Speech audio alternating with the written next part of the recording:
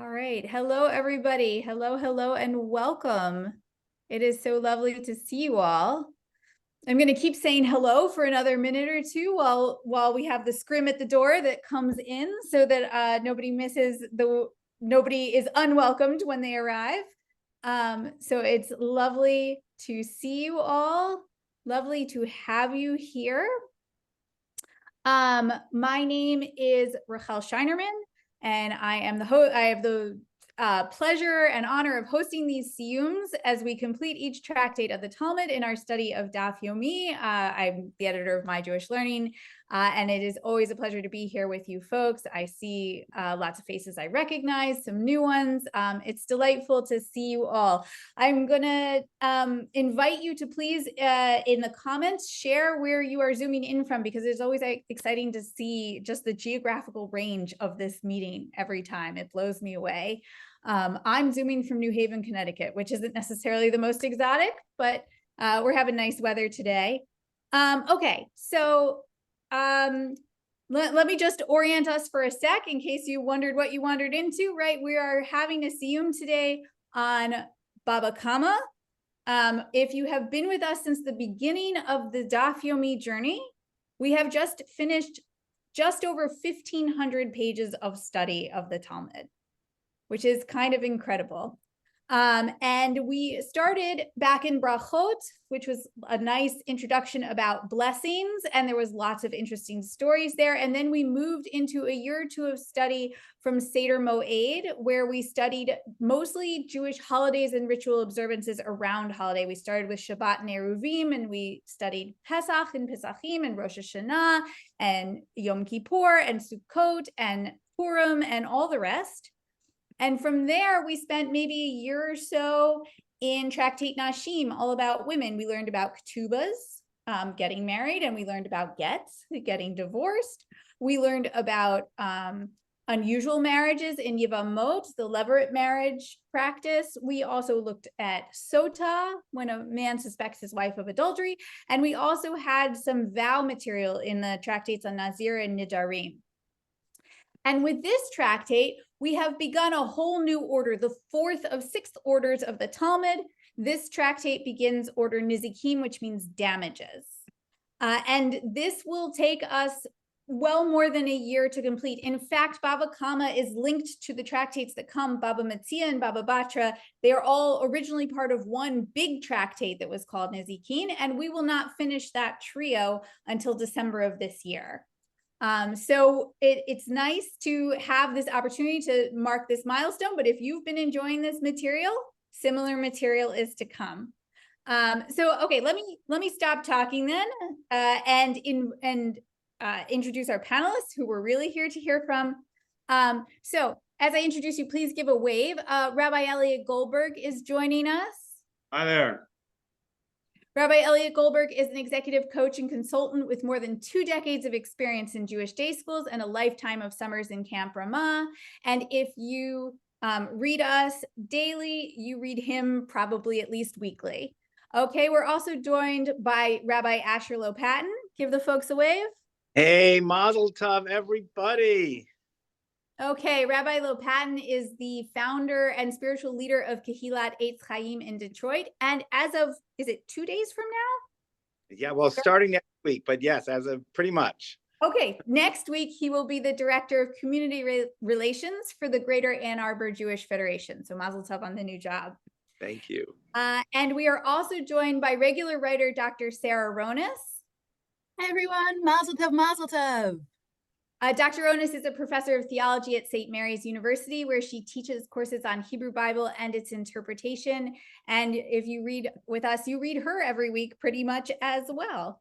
So we're delighted to have you all here. As you folks probably know, the format for that is that each of our panelists has prepared something from the tractate that was particularly meaningful or exciting to them. And we also invite you, however, to participate in the comments. Not only can you ask them questions, but you can also share things from the tractate that were particularly meaningful or exciting or challenging for you. And we will make a little time for discussion in between their presentations. And we will, of course, wrap up with the last few lines of the tractate and a bracha. Okay, so Rabbi Lopatin, we are going to start with you today. What have you prepared for us? Oh, thank you so much, Rachel. There is like every tractate, I guess, has so much, but there's so much. I had to choose two different things because it's just, and I'm holding back because there's stuff about fetuses and the difference between a human life and a life when in the womb. There's also stuff about not growing pigs in Israel. There's stuff about that with all the damages that we talk about, you still have to do tshuva. You have to ask for forgiveness as well. You can't just pay someone off a lawsuit. But I'm not going to talk about those things. I want to talk about, first of all, the most precious, on a controversial page of 32a, where it really talks about, that's going to be the next one. This is a page where it's really talking about people bumping into each other and smashing each other and all sorts of accidents. And there's a great Mishnah 32a, Shnaim Siyyum Malchim Barushim Arabim.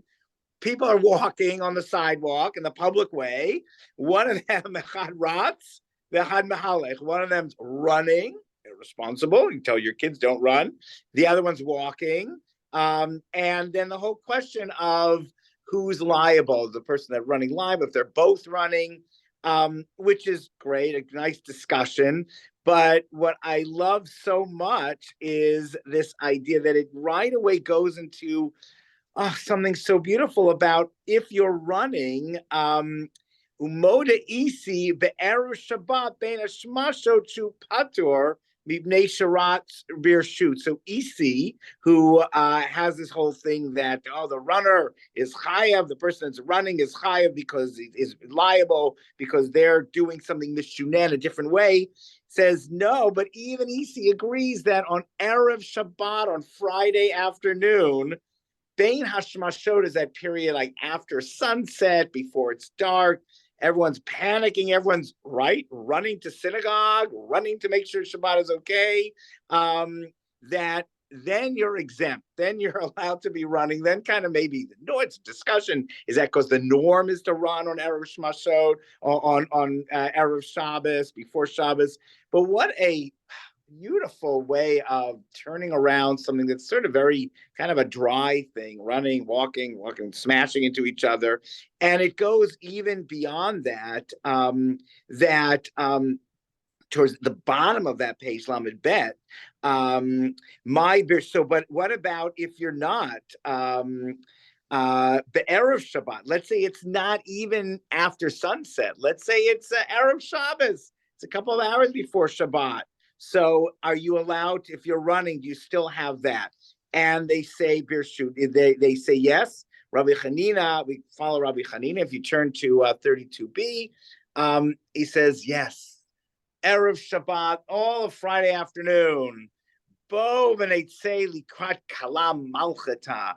He used to say, let's go and let's greet the queen. So if you think of Kabbalat Shabbat, the Kabbalat Shabbat service people talk about was really instituted in Safed in the 16th century by the Mekubalim, the Kabbalists there. But even before in our Gemara, it talks about this idea like, let's go out and greet the queen. Likrat Shabbat Kala Malchata, the bride, the Shabbat queen. Just such a beautiful elevation of what could be a very mundane halacha to something so beautiful. And by the way, there are little letters there for the Ein Mishpat Ner Mitzvah. I will refer you to Maimonides' Code of Laws, to the Yad HaChazaka, where he says, Taka, this is halacha. This is the law. It's not just schmaltz. It's really, you got to do this. You got to greet the queen and run around. And so, and Rav Yanai have mitatef. Rav Yanai would wrap himself up in a tallis and sing, Bamar Boi Kala, come the bride of Shabbat.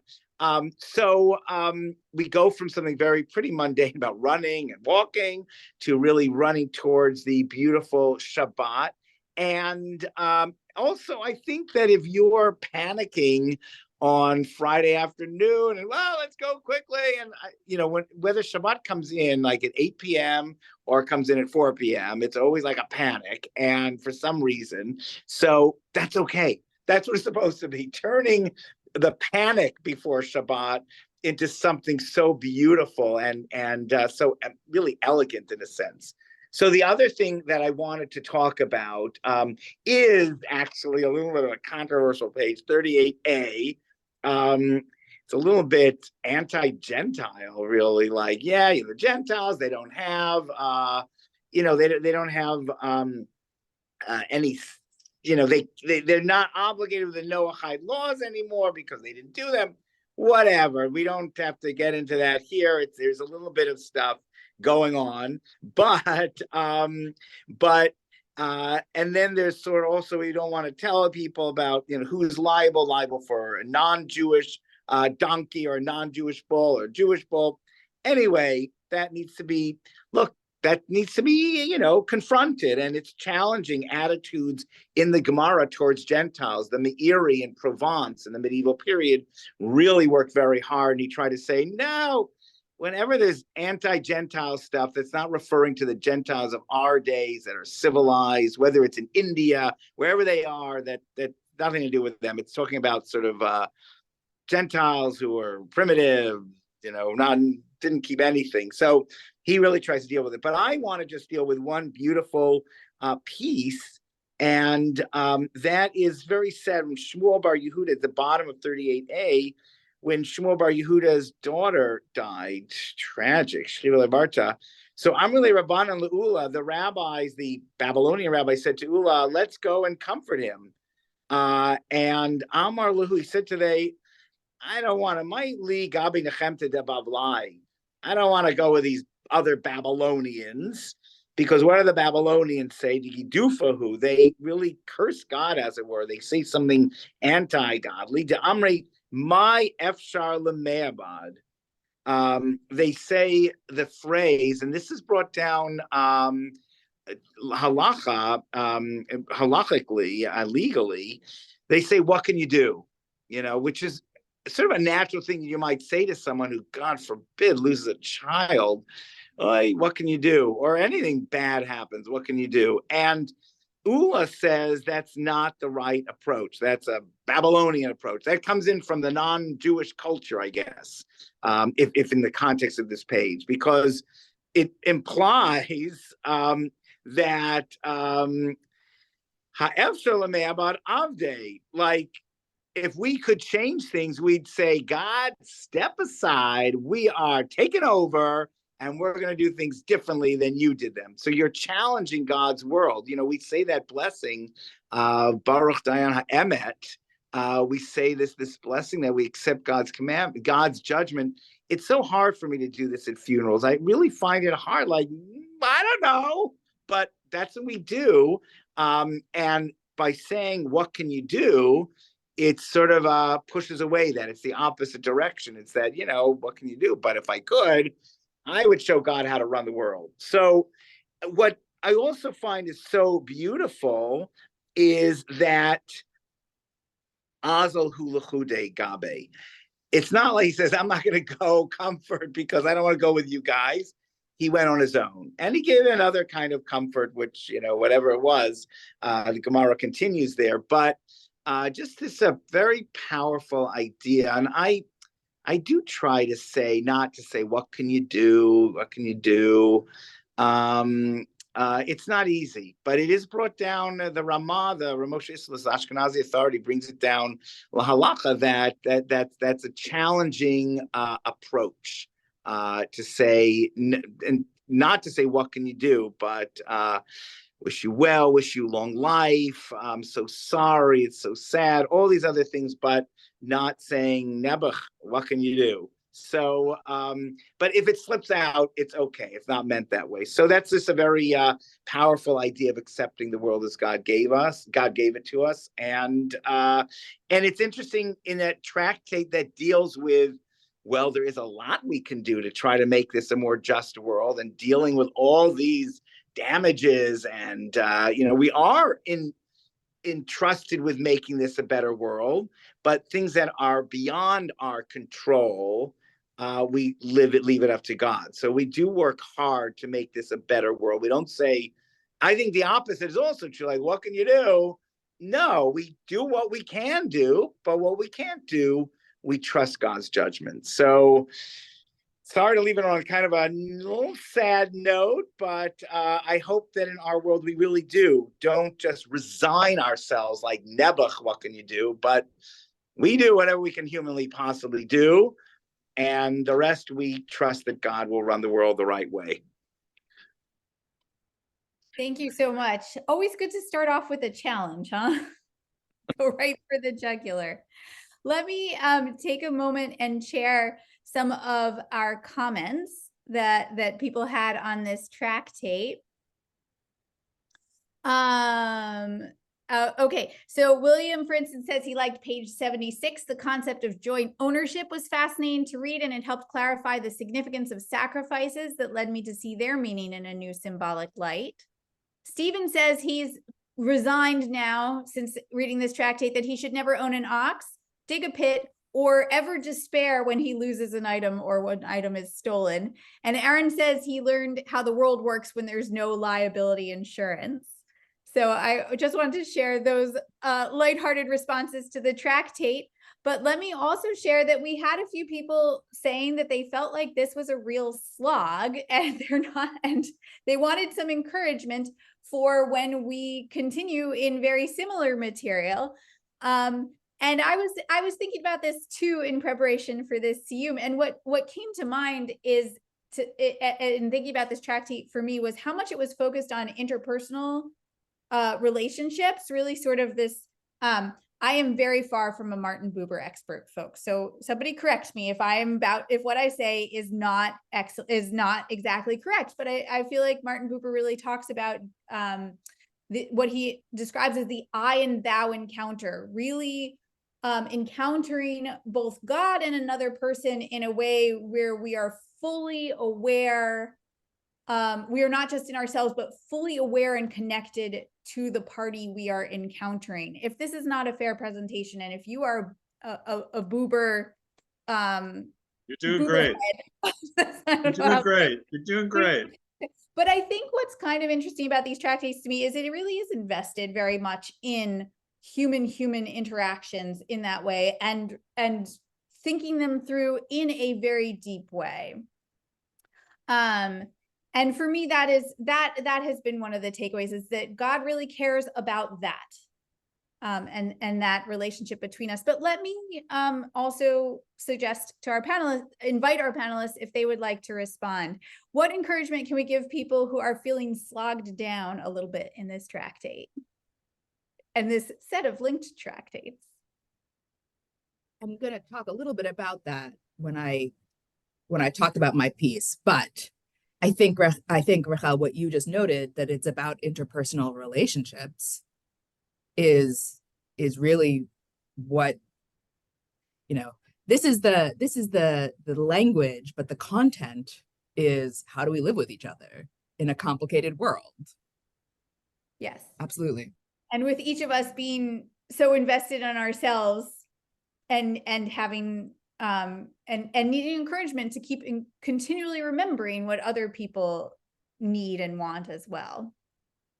I have a different approach. Your frame is great to put the spirituality back into it. This is, I guess, more on the down-to-earth practical side. Bava Metzia, as opposed to Bava Kamma, has more independent themes in each chapter. So there was a way in which the chapters bled together in Bava Kamma, and it was an extended conversation. I mean, we moved from ox to pit to other things, but it felt like more one conversation.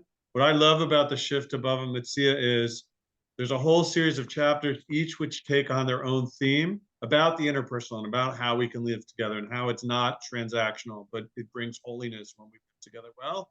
But if you get tired of one topic, mostly when you get to the end of the chapter, there's going to be something a little newer to come. And for me, that helps reduce the sloggy feeling.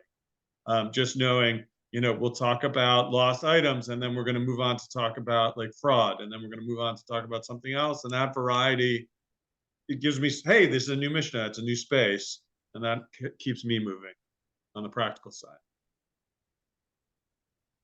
Yes, and I will also say, I don't know if this has always been true, but one of the Talmud's most studied and favorite stories comes smack in the middle of Bava Metzia, the Oven of Achnai story. So that is just a story that I don't know, that just people keep returning to and finding new things in and exciting them. So that is also something to look forward to. And that is the other thing about the Talmud, is you will be reading this material that feels dense and like it's going to go on forever, and then you turn a corner and there's something completely different around the corner. So that's one of the corners we're going to turn in the next tractate, among many. All right, why don't we have some more questions we will respond to as we move through the program, but since we mentioned favorite stories in the Talmud, Rabbi Goldberg, you told me before this call that your favorite story in the entire Talmud is actually in Bava Kamma, and not only that, but you did not write about it for us in the newsletter format. You saved it for the Siyyum. I did. Thank you for that transition and setting that up. I want to contrast, right? The Talmud has some of our greatest stories, right? And there are great stories in the Talmud. And sometimes when we think about the great stories in the Talmud, they're ones that tell the rabbinic version of Jewish history. The destruction of the temple, the rebuilding of Jewish society out of the ruins when the rabbis established things. Right, so there's some historical stories. There are stories they tell about their interactions with each other, about the rivalries in the Beit Midrash, about the head of the Beit Midrash being deposed and another one taking over, and all the politics that went into that, and the philosophies of education and Torah learning that are behind that. And those are some magnificent stories. And Tanur Shalachnai, which is coming, so, in the months to come, that Rachel noted, is one of those stories too that's famous. I want to give a shout out to my teacher, Victor Shinan, who taught me to appreciate the small, simple stories. The ones that are, 8, 9, 10 lines long, but pack in so much more in terms of what they're about than just the words. And my favorite of those stories appears on page 50B of Bava Kamma. And Rachel was right. I picked to write about page 50 so I could write about this story. And as I was studying page 50, I found something else. I was like, oh, this will make a more interesting daily email. But then I said, oh, I'm going to save it for the Siyyum. So I would say this too. It's a goal of mine, a pet project that I would love to start to create a children's book version of this story. I'm saying it aloud here before, 300 or more of my closest friends in the Talmud community. Maybe by the next Siyyum Bava Kamma, I could do it again, but I'll have my storybook version. I love this story. I want to share it in different formats out there. Anyways, here we go. It starts with a very short halachic statement. Tanu Rabbanan, the rabbis teach in a Braita, Lo yisakel adam Mirashuto l'Rashut Rabbi. A person shouldn't take stones from their property and throw them into the public property. I don't know about you, but it's starting to warm up in New Jersey where I am, and I'm looking at all the sticks and things that have fallen in my backyard that I need to get cleaned out as springtime comes, so my backyard is a more hospitable place. And luckily in my neighborhood, there's a window where you can put like sticks and stones and other things on the street in front of your house, and they'll come and pick it up. And we have a social contract that makes that happen. But this halachic ruling, this legal principle says, don't take the junk from nature that you don't want on your property and put it into the public property. It seems like a great rule, and it fits in this context about the difference between the different rabbinic zones of property. It makes sense. If you have big rocks, big stones on your property that you don't want, you can't just dump them on the public thoroughfare. It's a nuisance, and the public property is not, the garbage pit. Don't do it. So it's a great teaching. It makes sense. It fits in with the context of 50b, and what follows is a story about just that. Maaseh be'adam echad shaya misakel mirashuto l'rashut rabim. This is a story about a man who was taking stones from his property and putting them in the public property, doing exactly what the Talmud says, what the rabbi said don't do. So already, as you're reading this story, you can think about like, well, he's clean. You know, you could get into his head. Oh, I got these rocks. I want to clean my yard because I want to make a beautiful backyard where we can have picnics this summer. And I'm going to move these rocks. I don't know where to put them. I'll just put them next to my property, but in the public thoroughfare. Or you could think of him as like a selfish, stubborn guy and say, I'm done with these rocks. I'm just going to dump them. And I don't want to take them far away from where anyone travels. It's easy. I'm just going to dump them on the road, right? Lo and behold, what happens? Matza'o chasid echad. Coming up the street is a chassid, a righteous person. From the language of the story, the rabbis are telling us we're inclined to be on the side of the righteous person, right? Why? The righteous, the person's righteous. They're tipping off like maybe this is someone to pay attention to, as opposed to this guy who's throwing rocks into the public property that's breaking the law that we just taught. What happens? Amarlo, the chassid comes and says to this person who's throwing rocks from his property into the public property, Reka, low life, empty person. It's not one of the spicy insults in the Talmud. Rachel wrote about that a few years back, but it's one of the Talmudic insults. If you want to insult somebody in the rabbinic period, call them Reka, low life, empty-headed, knucklehead, something. You know, what are you doing, my friend, my neighbor? But here's what he says, and listen carefully. Mipnei ma ata misakel mishreshut sheino shalcha l'reshut shalcha. Why is it that you're throwing these stones from a property that's not yours into a property that's yours? Ligleg alav. And the person throwing stones mocks him, laughs at him, scoffs at him for saying. Why? Because what he says is weird. Why are you throwing stones from a property that's not yours into a property that's yours? It's like the opposite of what he's doing, right? The law is you can't throw stones, big rocks from your property into the public property. And the chassid comes and says, hey, buddy, you're throwing stones from property that's not yours into property that is yours. What? Stop. You're not supposed to do that. And the guy's like, he's got this all backwards. I'm throwing it from my property into not my property. That doesn't make any sense. All right, that's halftime. If this was like a half an hour TV show, this would be like the commercial in the middle. We shift to scene 2. Liyamim, some time passes. Nitrach limkor sadehu. The person who owned the property got some tough times, was moving, something happened. He had to sell his property. Vayamalech belchor shuda rabim. After he sold his property, as it turned out, he walked through the public thoroughfare in this same place adjacent to his property. V'nichshal beotan avanim. He stumbled or he tripped over the rocks that he once upon a time had thrown there. Amar, and he said, Yafeh amarli oto chassid. That chassid who I mocked said something really smart to me. It was really appropriate, right? When he said I shouldn't throw rocks on a property that's not mine into a property that's mine, I mocked him, but he was actually really smart. Why? Because the property that was my property then isn't my property anymore. Right? My ownership of particular property, right? Our ownership of property is temporary.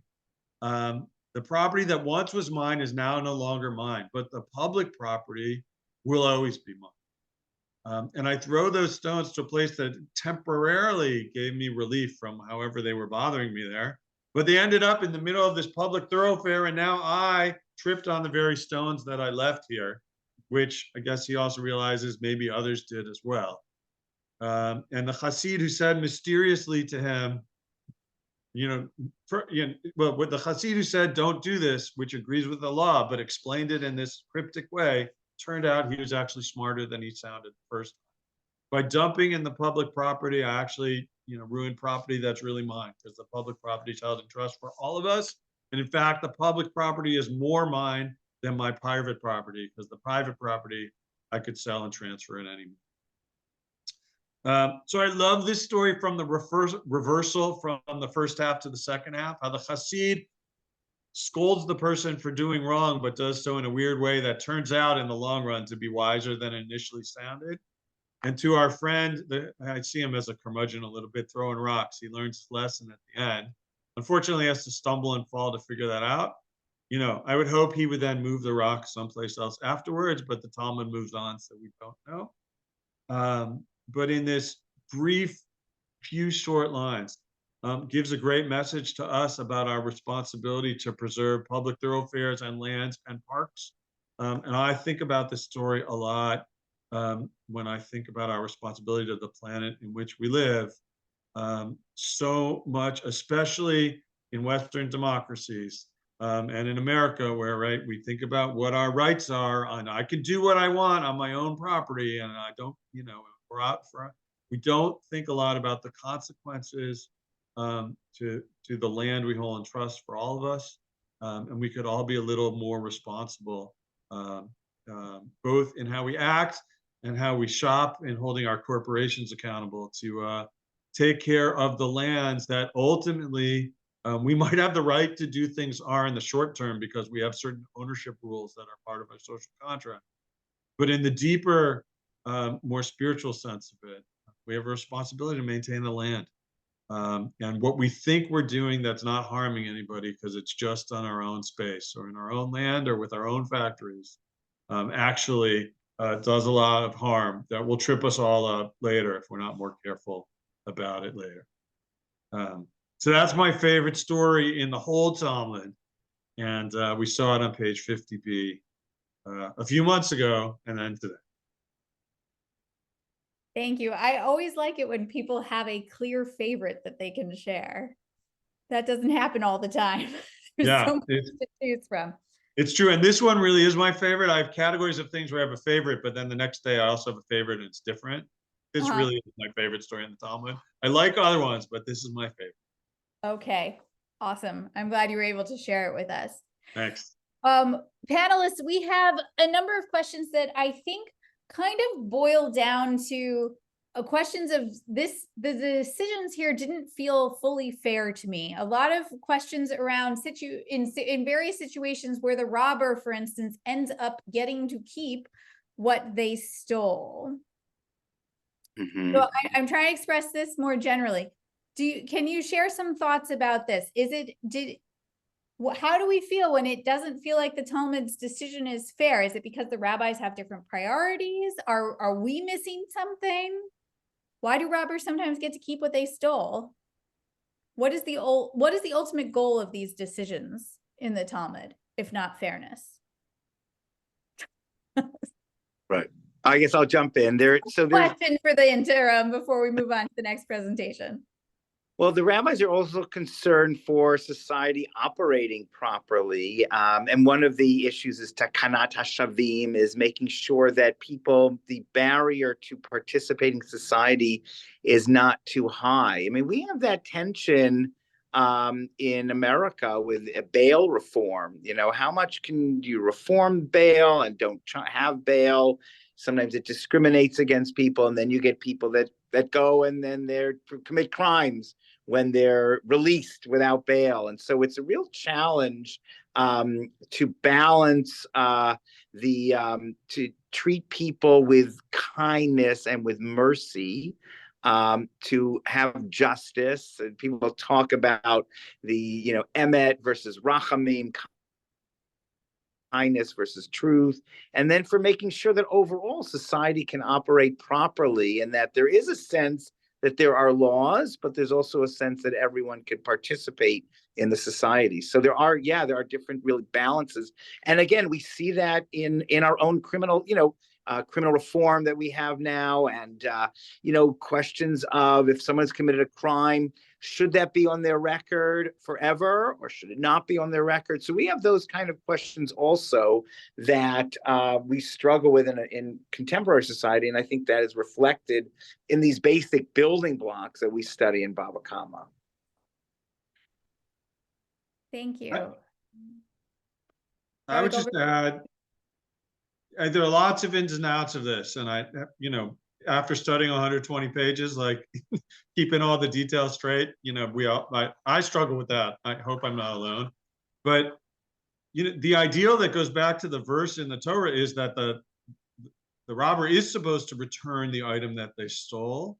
And most of the times where the robber gets to keep the property is where somehow the property's gone through some transformation.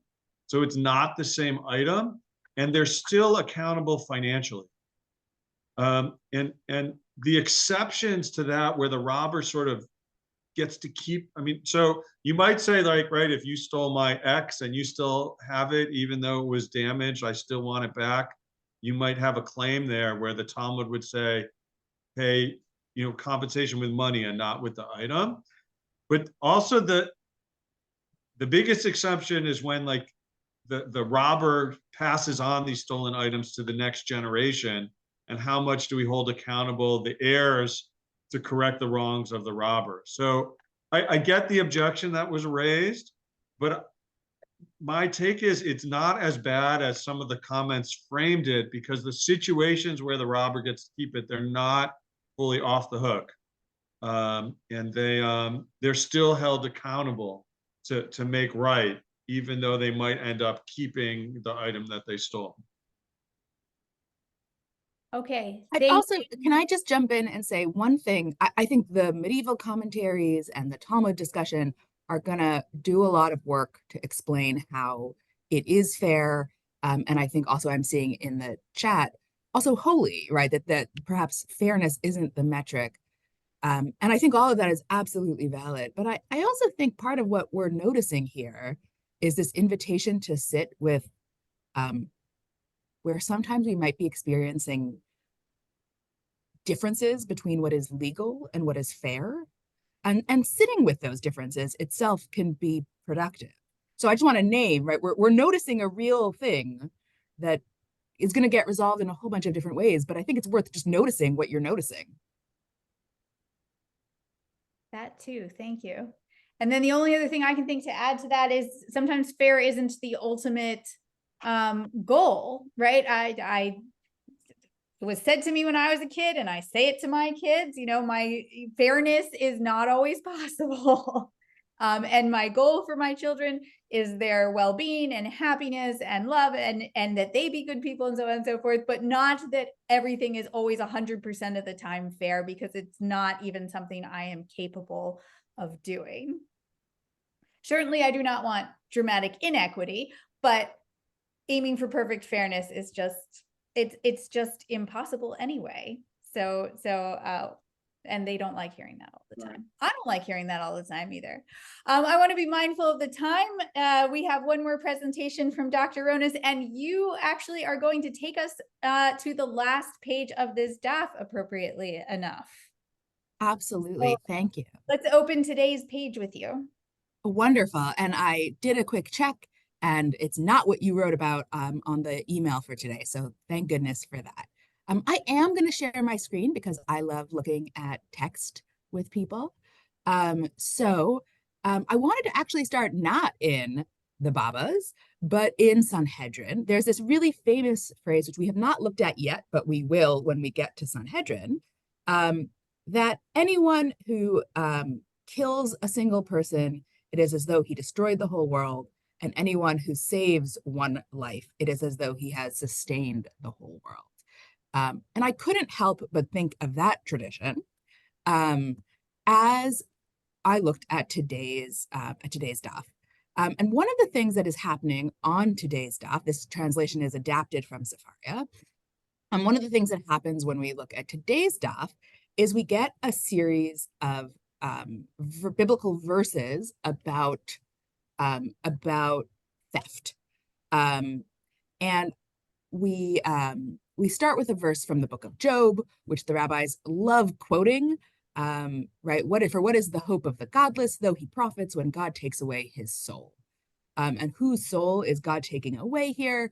Rav Huna and Rav Chisda, one says the soul of the robbed, and one says the soul of the robber, right? Who is the one whose soul gets taken away when a godless one profits? Is it the victim or the perpetrator? Now, I want to jump one paragraph down, or two paragraphs down, excuse me, to where Rabbi Yochanan says.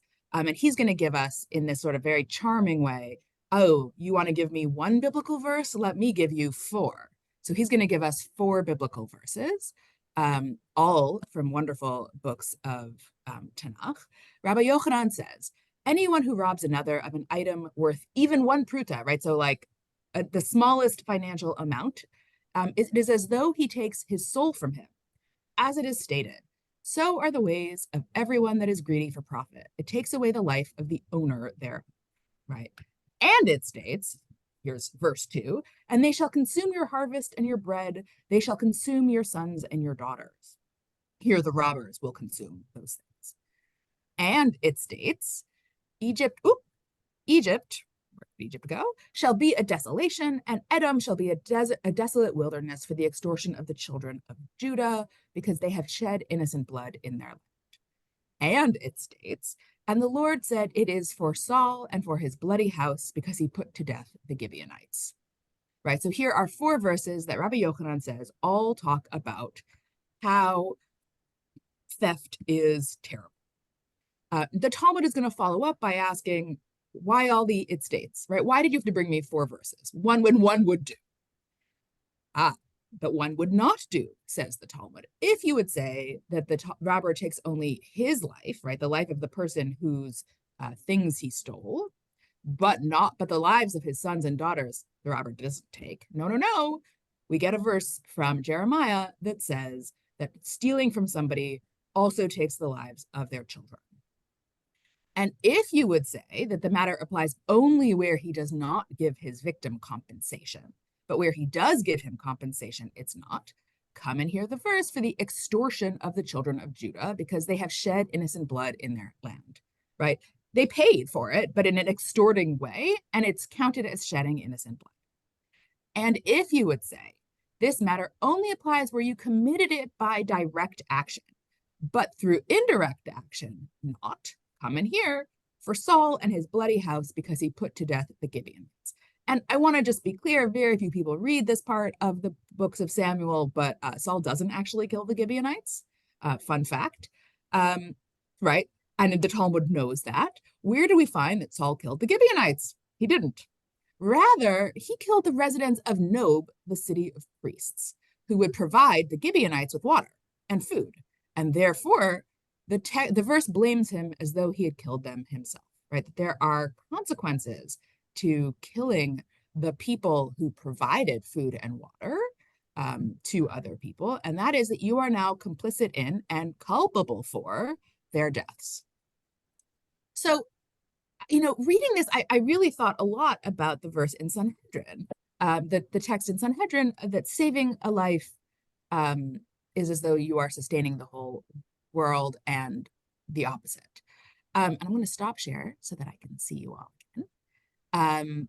And, thinking about this, I really thought about the connections that the verse, that the daf today is making between our stuff and ourselves. Right now, we live in a world, most of us, I was really amazed by how many different places we are coming in from, but most of us live in a world that has both ideas of personal property and an awareness that maybe we are not our things, right? That we are more than our things. And I think to some extent what this stuff is saying, well, but maybe we actually are our things, and maybe taking our things affects who we are. And because I am a gigantic nerd, I immediately thought of the work of legal theorist Margaret Jane Radin, who writes I'm seeing some lawyers in the room going, oh, that name sounds vaguely familiar from law school. Margaret Jane Radin writes a series of articles about personhood and property, where she argues that within our modern capitalist world, having property is a marker of personhood. That to be a person in a capitalist world is to be a person who has stuff. And I was thinking about this as I was reading today's daf, and maybe this goes back actually to what Dr. Scheinerman had been noting before, which is that maybe we want to live in a world where our stuff isn't who we are. But I do think we live in a world which expects people to have things, and that taking those things is profoundly destabilizing. It changes our sense of safety in the world, right? If God forbid, your house is robbed when you're not there, a place that was your safe place now has been violated. And that really thinking about the ways that theft isn't just the taking of one thing, right? It's not just they took a thing. It profoundly affects one's sense of self. That affects their relationships with their family and their community. That affects all of the other people that they are in community with and help take care of. And so thinking about, I really appreciated Rabbi Goldberg's point on, like, let's think about this on the page. And if you're frustrated by today's oxen, don't worry. Tomorrow there will be an ox and a fish, plowing together. But I also think from that broader sense, what we're really seeing is the question of who takes things and what that does for who we are as people underlies all of this, right? That it's not just about, did you take something worth a pruta and who gets to keep it? It's also about, do you feel safe in the world? And are you able to bring the fullness of your resources, of time, of energy, of health, of money to other people, right? In ways that remind us that we're all networked, sometimes for ill, but also, ideally most often for good. And that's really what I was sitting with on today's daf. Right. Again, going back to the we're in, each line and each paragraph, on its own, but they're taking these moments of taking a step back where we're like, oh, actually, the Talmud is committed to this in part because of all of the reasons we've talked about living in community, and partially because it's about who we are as human beings in a world. Thank you. Thank you. The comments are coming in a little faster than I can process them all, but thank you so much. I think given the time, we should move to our conclusion now. So Dr. Ronis, I know this is not the last few lines on the page. The last few lines are actually a little bit more mundane than what you just shared, but so that we can have the experience of reading right to the end, would you share with us those last few lines, and then we can say the Hadran together? Absolutely. And I will just say, and for those who've already read today's email, Dr. Scheinerman notes this, because this was not originally its own tractate, because this was originally one part of a very long tractate of Bava. Not really, it wasn't called Bava, but right. But that's less of a funny joke. So tractates tend to be edited such that there is a beautiful and inspiring piece at the end. That is not what we see at the end of Bava Kamma. So I have brought it's up on the screen, and I will read just the last two lines. Amar Rav Yehuda, kishut v'chaziz ein behem mishum gazel. Rabbi Yehuda says, daughter and green grain are not subject to the prohibition of robbery. Right. Ba'atra dekafti yesh behen mishum gazel. But in places where people are particular about them, they are subject to robbery. If they're things that people intentionally cultivate, then they're subject to robbery. If they're just the weeds that grow on the side of the road, they're not. Amar Avina, umata mechasya atra dekaftihu. And Mata Mechasia, which is one of the Ravina says, Mata Mechasia, which is one of the major rabbinic centers in this period, is a place where people intentionally cultivate daughter and green grain. And I will pass it on to our Hadrans. Thank you very much.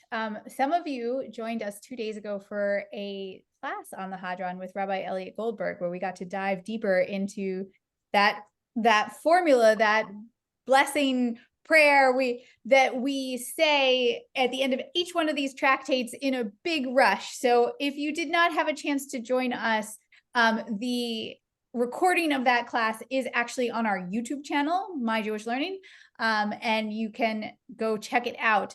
And I know Rabbi Goldberg was hoping that you would let him know if your experience of the Hadran, which is coming up in exactly 1 minute, is different, having studied it a little more deeply. So now that we have completed the tractate, let's do it. Okay. I'm gonna do a mix of the original Hebrew Aramaic and the English translation, given the mix of languages we have in the room as we go. And we're now gonna having officially finished Bava Kamma, will now recite the words that go with this. Hadran alach masechet Bava Kamma v'hadrach alan, datan alach masechet Bava Kamma v'hadrach alan, lo nitnashem minach masechet Bava Kamma v'lo tinashem minan, lo be'alma hadain v'lo be'alma da'ate. May it be your will, Lord our God and God of our ancestors, that your Torah will be our avocation in this world and will accompany us in the world to come. And to help our learning solidify itself in our minds, the mystics say we recite the names of 10 Bar Papas, my favorite part of the Hadra. Chanina Bar Papa, Rami Bar Papa, Nachman Bar Papa, Achai Bar Papa, Abba Mari Bar Papa, Rafram Bar Papa, Rachish Bar Papa, Surcha Bar Papa, Ada Bar Papa, Daru Bar Papa. Please, God, make the words of your Torah sweet in our mouths and the mouths of your people, the house of Israel, so that we and our descendants and their descendants and the descendants of your people, the house of Israel, may all know your name and study Torah for its own sake. Your commandments make me wiser than my enemies, for they are ever with me. They let my heart be undivided in your statutes, in order I may not be put to shame. I will never forget your precepts, for with them you have quickened me. Blessed are you, God, who teaches me your statutes. Amen, amen, amen. Salava'ed.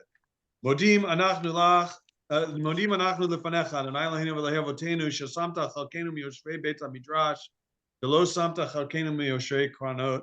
She'anu mashkimim v'hem mashkimim, anu mashkimim l'divrei Torah, v'hem mashkimim l'dvarim b'telim. Anu emelim v'hem amelim, anu emelim mekablim schar, v'hem amelim v'enam mekablim schar. Anu ratzim v'hem ratzim, anu ratzim l'chayei olam haba, v'hem ratzim l'ber shachat, shene'amar, v'ata Elohim toridem l'ber shachat, anshei damim u'mirma, lo yechatzu yimehem, v'ani eftach.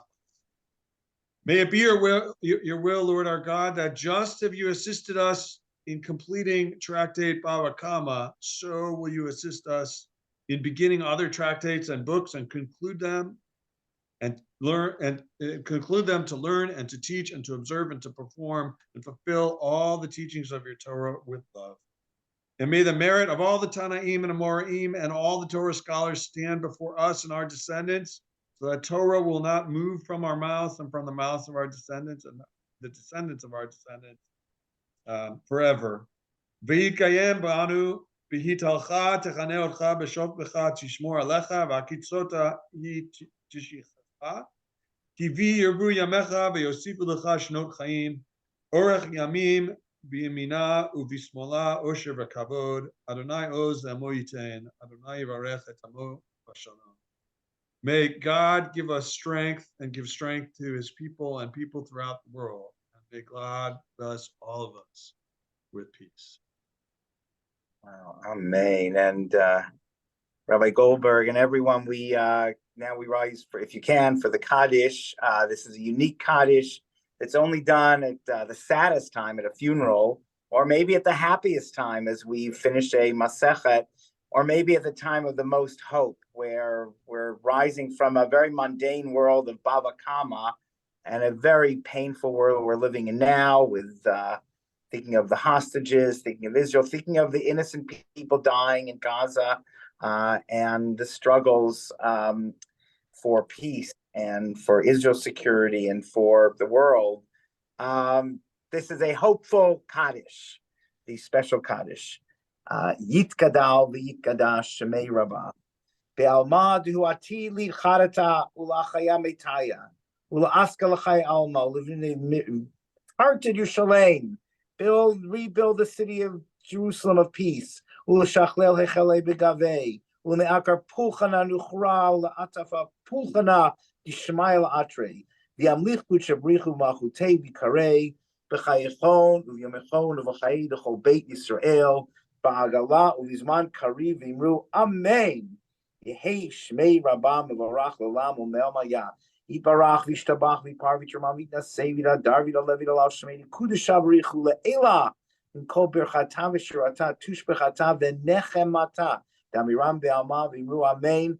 An extra prayer for those who are studying Al Yisrael and who are teaching and learning Al Yisrael v'Rabbanan v'Al Talmidei Hon v'Al Kol Talmidei Hon v'Al Koman v'Askim v'Oraita Dibatra Hadain Dibachol Atar v'Atar throughout the world. Yehi Lahon Lachon Shlama Rabachina v'Chisa Rachamei v'Chayei Richei Mazonei Richei for Kanami Karama v'Mishmaya v'Ara v'Imru Amen.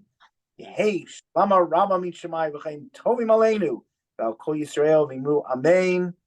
Ose Shalom b'Mamav Hu Yaseh Barachamav Shalom Aleinu v'Al Kol Yisrael v'Imru Amen. May God makes peace in the heavens, make peace for all of us, for Israel, for our whole world, and let us say Amen. Amen. Thank you, everybody. It is wonderful to learn with you. We will be back in your inbox tomorrow morning for Bava Kamma, and we will, Bava Metzia. Bava Metzia is tomorrow. We will return to Bava Kamma, of course, but not tomorrow. Tomorrow it will return to us. And it will return to us. But tomorrow we are moving on to Bava Metzia. That will take us all the way through June, when we will reconvene to celebrate that tractate. In the meantime, if you like learning over Zoom in this way, on Thursdays, in the slot that comes about an hour and a half before this one at 9:30 a.m. Eastern time, you can recalculate what that is for you, where you are.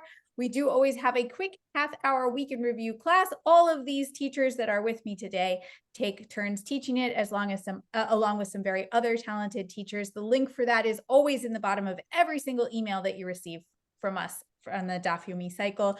The recording of this will also become available very soon, as is the recording of Rabbi Goldberg's Hadron class. So lots of learning opportunities, looking backward, looking forward, and returning round and round again. So thank you to all of you for all of your really interesting comments and questions. I apologize for not being able to get to everything. I invite you to bring those questions to a Thursday class, though. Thank you to our panelists for sharing these really wonderful highlights from the DAF, from the Tractate. And we hope to see you all very soon. Thank you, everybody. Bye. Everyone, mazel tov, Mazel tov, everybody. Great to see you. Yeah.